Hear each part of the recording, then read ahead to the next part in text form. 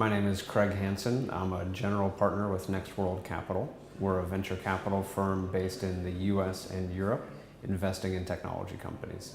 I came to work on this entrepreneurship delegation through this job and through research and analysis work that I've done on public and private programs to foster entrepreneurship.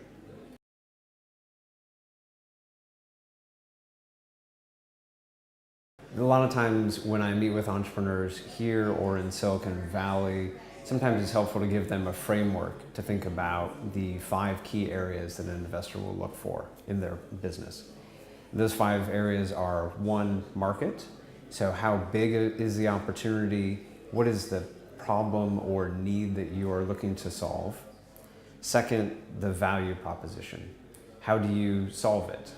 What benefit are you offering to customers, and can you quantify that? 3 is, what is your sustainable competitive advantage? Why are you the right guys to do this?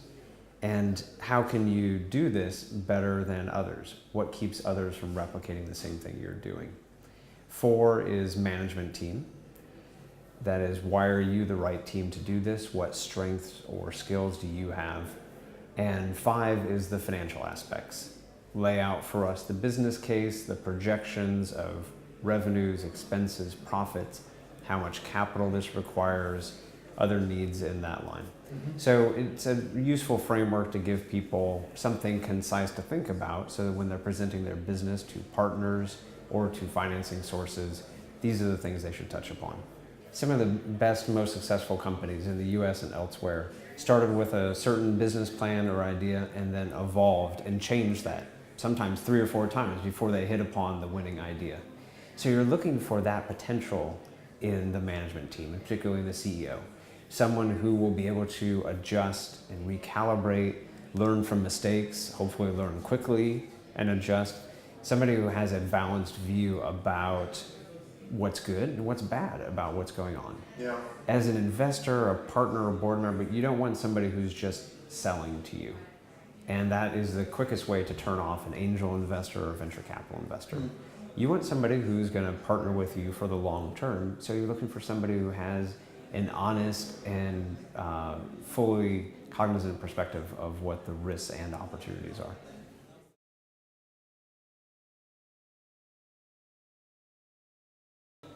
You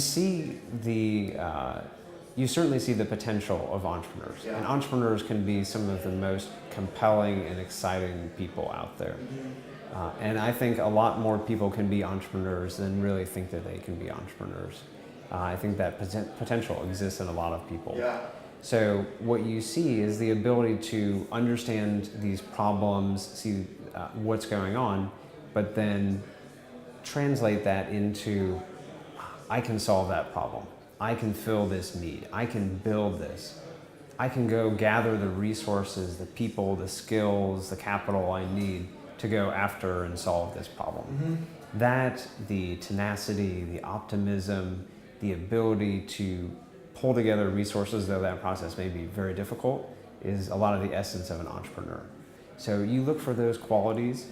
You also look for, as an investor, somebody who is credible. Somebody who recognizes the strengths and the weaknesses of their situation. It's not about selling and marketing to an investor base. It's about being a reasoned, balanced, fully informed leader of a new company. And if you don't adequately understand and address your risks, you're not going to be able to build to counteract those risks.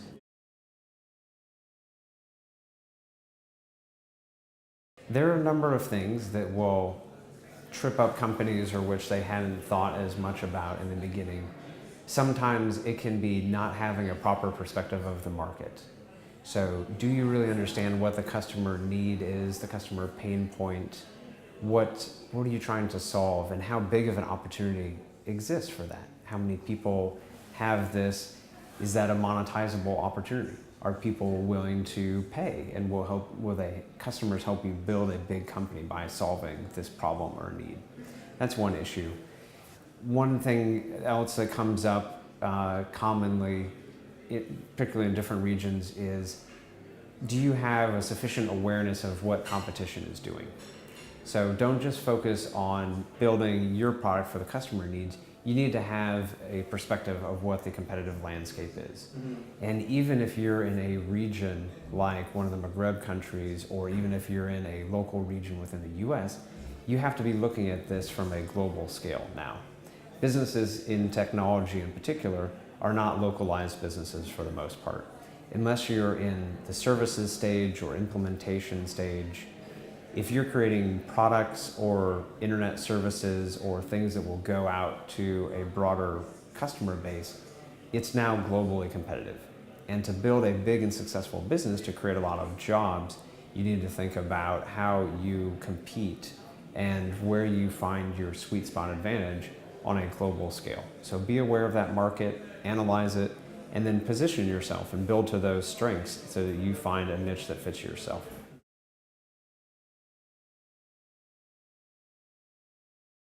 Some of the best information you can get is by going out to your prospective customer base.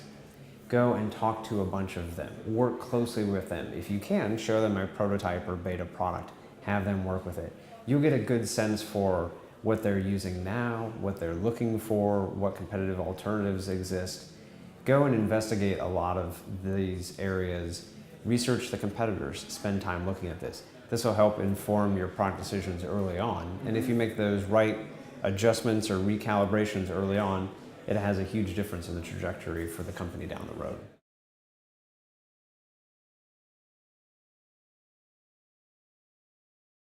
The key question is, did they learn from this? Did they adapt? Did the company fail for predictable reasons that they should have been able to counteract, or because they didn't react fast enough, or because of market forces that were something that they couldn't have anticipated, or simply something that came out stronger than anticipated against them.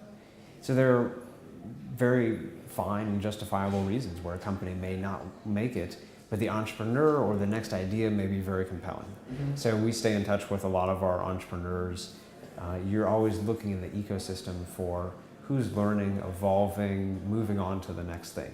And that's where you'll find most often the biggest next opportunity is on the heels of something that didn't work out. Sometimes things fail or things don't work out, and that's okay.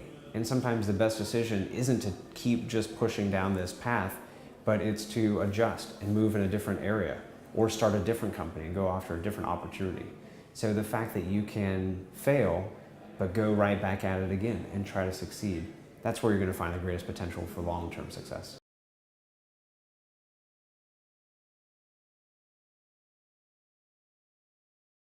Does the business environment overall exist in a way that will allow a company to thrive? Is it an environment that is friendly to entrepreneurs and to private investors?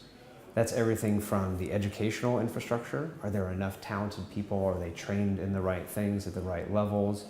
To institutional factors, legal and regulatory framework. Is there a low enough amount of bureaucracy? Is it easy to get a business started? Are there laws that are fair, consistently enforced, and an independent judicial system? Is there the concept of shareholder rights? To macroeconomic factors as well. Is there good trade within this country? Is there a competitive environment? The absence of monopolies? Is there the ability for the workforce to be flexible? Are women able to fully participate in this? There are all kinds of factors there that have a huge impact in the entrepreneurial ecosystem. And often some of the best things that a country can do are in improving those environmental factors that will enable these new companies to thrive. That's a big aspect. And then the final aspect I'd mention is the personal mentorship and guidance of these individual entrepreneurs in these companies. Are there people who are willing to help and knowledgeable to help? Is there a culture of supporting these young entrepreneurs, guiding them through the process, opening doors for them, providing resources for them? I think if you have those three components, there's a lot you can do with these entrepreneurs.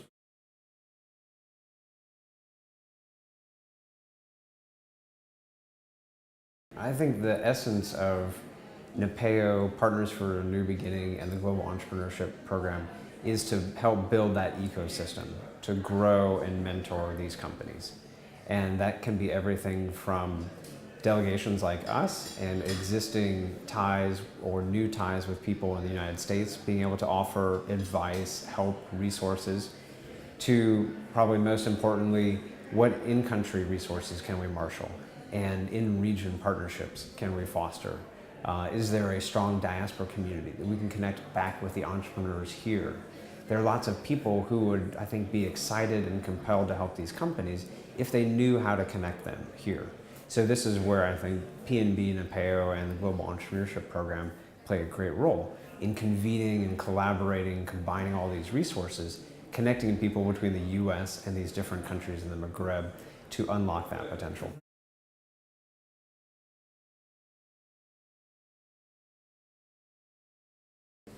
I think in a lot of cases they're exceeding the expectations that I had going in, and I think we've found very interesting and compelling entrepreneurs and business ideas. In most cases though, just like in the US and elsewhere, they do need coaching and mentoring.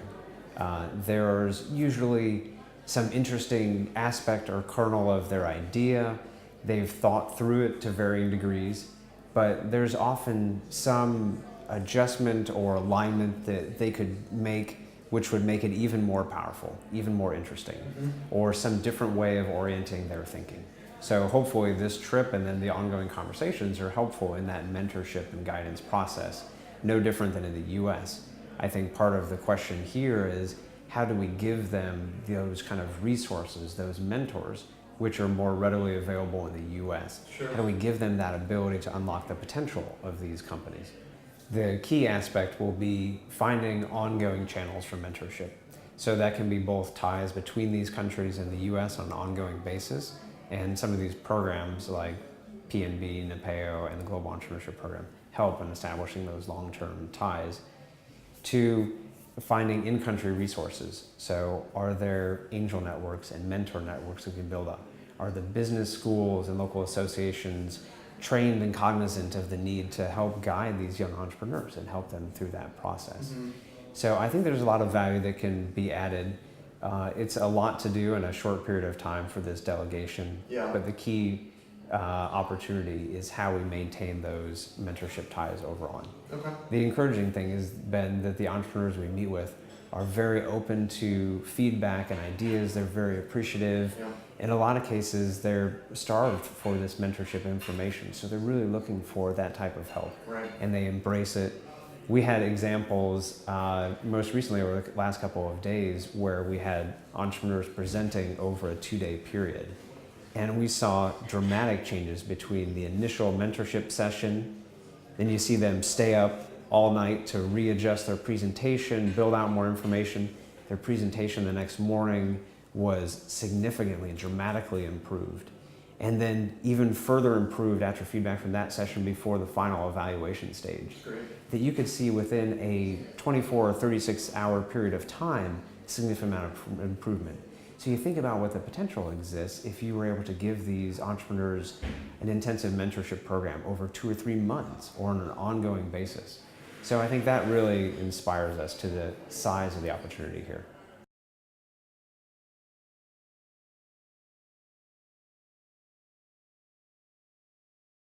For any of the entrepreneurs out there who are considering this, who are thinking about growing, or for anybody who has the opportunity to know and mentor and guide an entrepreneur, I would encourage them to go for it. A great opportunity exists. If it doesn't work out the first time, or if it has to change, that's okay. Adjust and keep going. The entrepreneurs are going to be the strongest economic engine that these countries will have. It has been and continues to be in the US. So go for it and reach out and find the resources you need within your country, within your region, and hopefully with the US. One of the most encouraging things and hopeful things about this delegation is I hope we establish good relationships, good economic ties, lasting friendships between the US and these different countries. Because I think the concept of shared prosperity in their countries and in the US helps everybody. It helps create jobs in both countries. It helps create innovation and entrepreneurship in both countries. And it helps create ties that lead to more ongoing prosperity and stability in all the countries. So I think that would be a great tie to bind between these countries and to strengthen over time through these relationships.